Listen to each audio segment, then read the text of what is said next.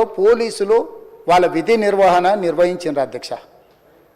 ఎప్పుడైతే అతను పోలీస్ స్టేషన్కు తీసుకెళ్ళిరో కొన్ని రాజకీయ పార్టీలు పైశాచికంగా ఎంత నీచంగా నన్ను తిట్టుకుంటా పోస్టులు పెట్టినరంటే అంటే తెలంగాణ समाजంలో मलकपेट बलाला साहब के कॉन्स्टिट्यूंसी के वोटर है उन लोग मलकपेट के छोटे नौकरी उसका नौकरी अकबर साहब वो 30,000 नौकरी करता है उसके परिवार में कोई कमाई नहीं है एक एक टिकट 3,000 रुपए में खरीदा वो बच्चा उनका फैन है बोल के उनके परिवार 12,000 रुपए रखकर 4 टिकट खरीद के पिक्चर को गए 30,000 महीने को कमाने वाले నెలకు 30,000 జీతంతో పనిచేసి ఒక ప్రైవేటు చిన్న దాంట్లో ఉద్యోగం చేసుకునే తండ్రి తన కొడుకు ఆయన అభిమానాన్ని కుటుంబము 12,000 రూపాయలు 3,000కు ఒక టికెట్ 12,000 రూపాయలు పెట్టి సినిమా థియేటర్కి వెళ్తే థియేటర్లో చనిపోతే చనిపోయిన 11వ రోజు వరకు వీళ్ళు ఎవరు హీరో కానీ ప్రొడ్యూసర్ కానీ ఎవరు కానీ ఆ కుటుంబాన్ని చనిపోయిన కుటుంబాన్ని కానీ హాస్పిటల్లో చావు బతుకుల మధ్యలో ఉన్న పిల్లవాడిని పరామర్శించడానికి కూడా పోలేదు అధ్యక్ష.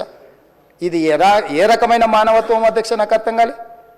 ఇలాంటి మానవత్వం లేకుండా వ్యవహరించిన వాళ్ళను పోలీసులు విధి నిర్వహణలో భాగంగా పోలీస్ స్టేషన్కు తీసుకెళ్తే ఒక ఆయన ట్విట్టర్లో పెడతాడు అడ్డగోలుగా 10 ఏళ్ళు మంత్రి చేసి ఉద్యమాలు చేసినామని చెప్పుకునేటోళ్ళు ఉద్యమాల సమయంలో సినిమా షూటింగ్లో జరగొద్దని దాడులు చేసిన వ్యక్తులు ఇవాళ అతను భగవత్ స్వరూపుడు అసలు అతన్ని పోలీసులు ముట్టుకుంటారా?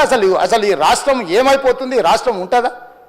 ఈ రకంగా రాజకీయ పార్టీలు అధ్యక్ష రాజకీయ పార్టీలు ప్రజాప్రతినిధులుగా చనిపోయిన ప్రాణాల విలువ లేకుండా చావుకు కారణమైన ప్రత్యక్షంగా పరోక్షంగా అయిన వాళ్ళని పోలీస్ స్టేషన్కు విచారించడానికి పిలిస్తే కూడా అది కూడా తప్పుపట్టి ప్రభుత్వాన్ని బద్నాం చేయాలి ముఖ్యమంత్రిని తిట్టాలని ఎంత నీచమైన భాష వాడింది అధ్యక్ష. యూట్యూబ్లలో మీరు చూడండి. నాకేముంటుంది అధ్యక్ష ఏంది ఆ సినిమాకు స్పెషల్ రిలాక్సేషన్స్ ఇచ్చి ఇవాళ సినిమా ఏదైతే వ్యాపారం చేసిందో సినీ పరిశ్రమను ప్రోత్సహించాలని మొదటి వారం అత్యధికంగా సినిమా ధరలతో టికెట్లు అమ్ముకోవడానికి స్పెషల్ షోలు వేసుకోవడానికి బెనిఫిట్ షోలు వేసుకోవడానికి ప్రత్యేకమైన అనుమతులు ఇచ్చింది నా ప్రభుత్వమే కదా మా ప్రభుత్వమే అధ్యక్ష.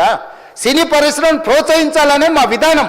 ప్రోత్సహించే క్రమంలో తెలంగాణ ప్రజల ప్రాణాలను తీసుకోమనే ప్రాణాలు తీసుకుంటే కూడా వాళ్ళని ఏమనొద్దానంటే మీరు లా చేయండి అధ్యక్ష. మరి స్టేట్కు లా అథారిటీ ఉందో లేదో నాకు తెలియదు కానీ star film star super stars or political stars is having some special privilege if they murdered anyone also we need not to prosecute or otherwise we need not to book any case against these personalities అని మనం మీరు చట్టం చేస్తా అంటే సినీ ప్రముఖులకు కానీ రాజకీయ ప్రముఖులకు కానీ స్టార్లని ఫీల్ అయ్యే వాళ్ళ పట్ల ప్రత్యేకమైన చట్టం ఉంటుంది. వాళ్ళ మీద కేసులు పెట్టొద్దని మీరు ఏమైనా చట్టం చేస్తే ఆ చట్టం అమలు చేస్తాం అధ్యక్ష. ఈ రోజున్న డాక్టర్ బాబాసాహెబ్ అంబేద్కర్ ఇచ్చిన చట్టం ప్రకారము దీనికి కారణమైన వాళ్ళను ప్రత్యక్షంగా పరోక్షంగా కారణమైన వాళ్ళందరి మీద కేసులు కట్టి పోలీసులు విచారణ చేయాల్సిందే బాధితులను శిక్షించాల్సిందే అధ్యక్ష. సో ఈరోజు ఆ కుటుంబాన్ని ఆదుకోవడానికి ఈరోజు కూడా ఆర్థికపరమైన విషయాల్లో కానీ దీంట్లో కానీ వాళ్ళు ఎవరు పెద్దగా ఆసక్తి కనీసం సినిమా వాళ్ళు ఒక్కరోజు అతను పొయ్యి వస్తే సినీ ప్రముఖులందరూ అతని ఇంటికి వెళ్ళి అతనికి మొత్తం ఏదో కాళ్ళు చేతులు యాక్సిడెంట్లో పోయినట్టు కన్నీళ్లు గారుస్తారు.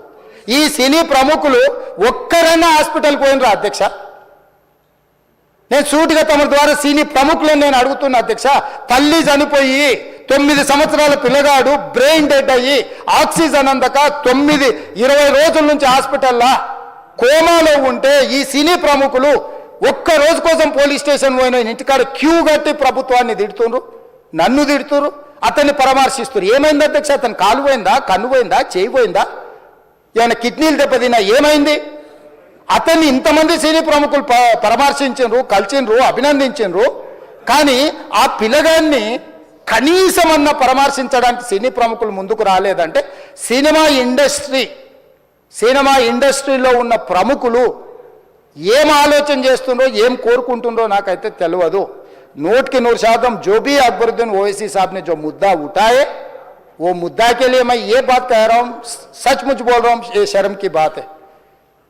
20 दिन के बाद भी एक दिन के लिए उनको पुलिस स्टेशन को लेकर गए तो हाईकोर्ट भी इमीडिएट अजर्नमेंट मोशन लंच मोशन ले लिए, उनका बेल भी दे दिए, सब कुछ है. आधी रात को 11-12 बजे अपने लोग बोल रहे थे जेल का दरवाजा खोलो, 12 बजे उनको छोड़ो.